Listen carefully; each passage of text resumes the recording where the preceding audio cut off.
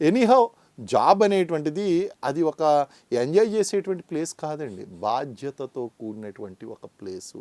Service orientation ఉండాలి.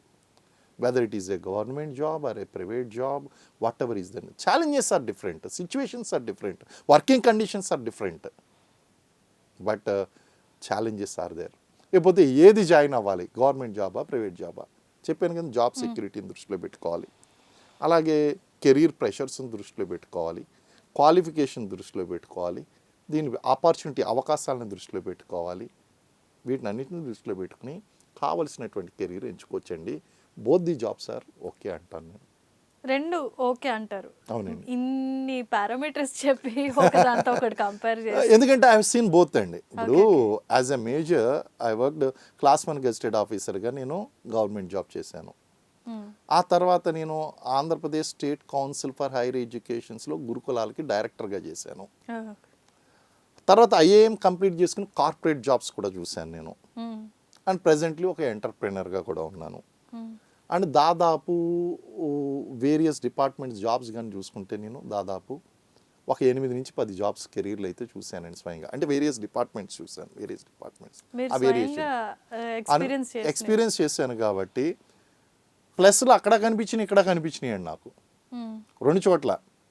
And I enjoyed both the places. I enjoyed as a government employee, highly pressurious కండిషన్స్లో పనిచేశాను.